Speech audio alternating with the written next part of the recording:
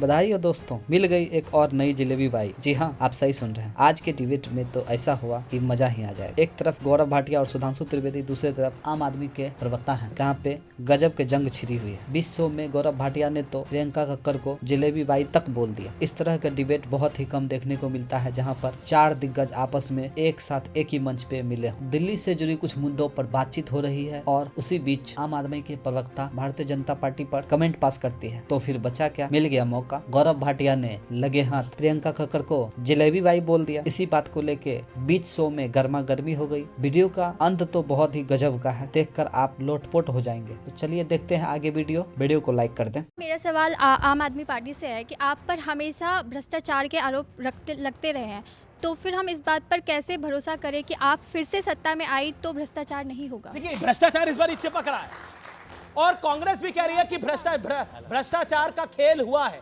संदीप दीक्षित भी कह रहे हैं कि भ्रष्टाचार का खेल हुआ है। गजब बेइज्जती है।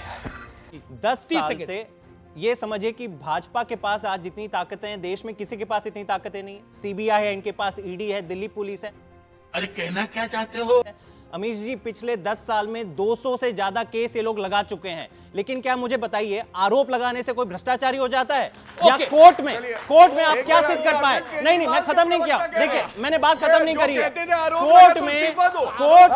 कोर्ट में जब भी इनके आरोप गए हैं, मुंह की खानी पड़ी है। सुप्रीम कोर्ट ने साफ कहा कि आप जिस हिसाब से राजनीतिक द्वेष से ये सारे आरोप लगा रहे हो, लग रहा है कि ये तोता मैना बना दिया आपने सीबीआई और ईडी को। ये है इनकी सच्चाई। कौन है ये लोग?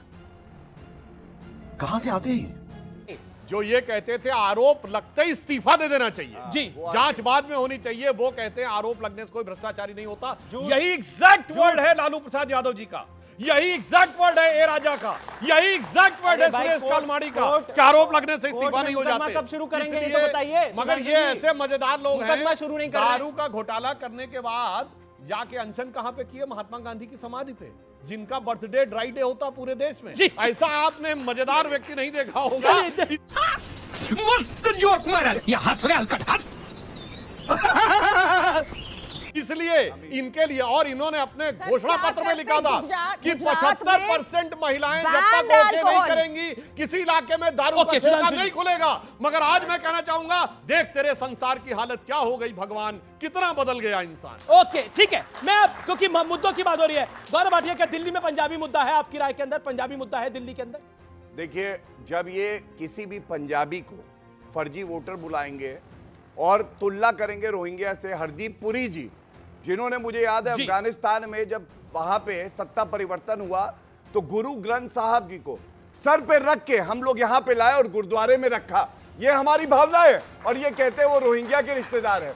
और मैं एक बात और कह दूं जी, भगत सिंह की फोटो लगाने से ये भ्रष्टाचारी कट्टर बेईमान अरविंद केजरीवाल उनके पैरों की धूल भी नहीं बन पाया है। और इसलिए पर गौरव, आपके नेताओं पे आरोप लग रहा है, आपके एक प्रवक्ता पे आरोप लग रहा है, आपके एक कैंडिडेट पे आरोप लग रहा है कि उन्होंने पंजाबियों का अपमान किया, या आम आदमी पार्टी कह रही है? पंजाबियों, तो सबने देखा है, पंजाबियों का अपमान सबसे बड़ा क्या है मैं आपको बता दूं।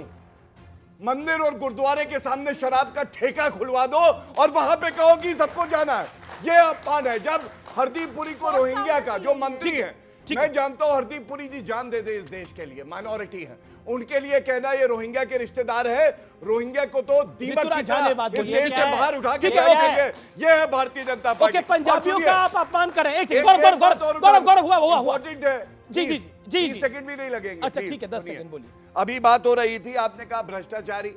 आप अन्ना हजारे से पूछ लीजिए, वो भी कहेंगे कि मेरा चेला जो है वो भ्रष्टाचारी है। ठीक है गौरव, क्योंकि उन्होंने ठग दिया अन्ना हजारे।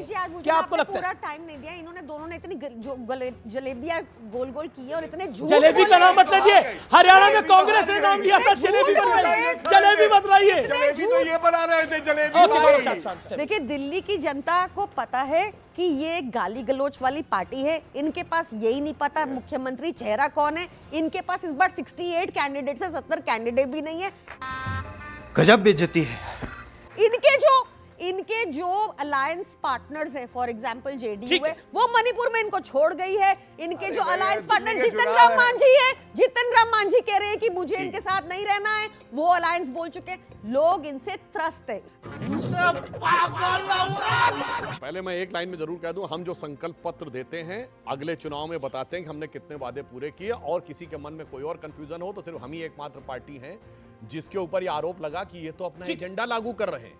धारा 370 हो, राम मंदिर हो, 35 से हो, बाकियों से नहीं कहा गया कि एजेंडा लागू कर रहे हैं। अब ये बात जो आपने इलीगल इमिग्रेंट्स कही, एक आपको बताता हूं प्रॉब्लम कहां थी और हमने कैसे सोल्यूशन किया। हमारी सरकार आने से पहले बांग्लादेश के साथ सीमा का निर्धारण ही नहीं था।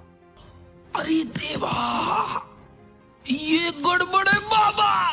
आधा गांव भारत में, आधा गांव बांग्लादेश में, तो इन्फिल्ट्रेशन को रोकना असंभव था। 2016 में हमने लैंड बाउंड्री एग्रीमेंट किया। उसके बाद जैसे पाकिस्तान की सीमा के ऊपर पूरी फेंसिंग है, वैसे फेंसिंग की गई। 80% फेंसिंग पूरी हो चुकी है। पश्चिम बंगाल का कुछ हिस्सा बचा हुआ है। यानी पहले हमने सुनिश्चित किया कि वो नहीं आने पाए। उसके बाद हमने सीए लाए कि जो आ गए हैं उसमें से हम फाइंड आउट करेंगे कौन दुखियारे हैं, किन्होंने ईमानदारी से नागरिकता मांगी है, और कौन लोग घुसपैठिए हैं। अब तीसरी बात हमने क्या किया, जब हमने एनआरसी की बात कही तो यही हल्ला मचाने लगे कि आइडेंटिफाई करने ही नहीं देंगे। और 4 बार बोल रहे हैं पढ़ने निकले वाले छात्रों को राजनीति से दूर रहना चाहिए। पढ़ाई लिखाई में ध्यान लगाओ, IAS बनो और देश को संभालो। और मैं बताना चाहता हूं ये लोग क्यों जीतते हैं। एक लाइन सिर्फ फैक्ट बताता हूं, अगर फैक्ट गलत हो तो। लोकसभा का चुनाव हुआ, भारत में चुनाव हो रहा था, ये बांग्लादेश के अखबार डेली स्टार में शशि थरूर क्यों आर्टिकल लिख रहे थे, मोदी हैज टू गो, क्यों लिख रहे थे भाई, और क्यों लिख रहे थे उसका आधार बताता हूं। लोकसभा में सबसे बड़ी जीत कहां से हुई है, असम की धुबरी सीट पर कांग्रेस के रकीबुल हसन 10,25,000 से जीते हैं। और जाके चेक कर लीजिए, असम में धुबरी को कहा जाता है मिनी बांग्लादेश, जहां सबसे ज्यादा बांग्लादेशी घुसपैठियों की संख्या है। धुबरी, बरपेटा, करीमगंज, मालदा, वहीं पे राहुल गांधी की सभाओं में सबसे ज्यादा भीड़ होती है। इसलिए देश को पता है, आप बांग्लादेश के अखबार में आर्टिकल लिखते हैं, मगर हम जब रोकते हैं तो मनीष सिसोदिया आकर कहते हैं शाहीन बाग मेरे दिल में है। अमरतुल्लाह खां जो है आकर उसके लिए छाती पीटने लगते हैं। ये बात तो सच है। 4 बार बोले हैं पढ़ने निकले वाले छात्रों को राजनीति से दूर रहना चाहिए। पढ़ाई लिखाई में ध्यान लगाओ, IAS बनो और देश को संभालो। बात तो सच है कि शाहीन बाग दिल में कहा गया था। इसलिए मैं एक ही लाइन कहना चाहूंगा, जी कहनी है ये बात हमें इस देश के पहरेदारों से, संभल के रहना अपने घर में छिपे हुए गद्दारों। भाई मजा आया।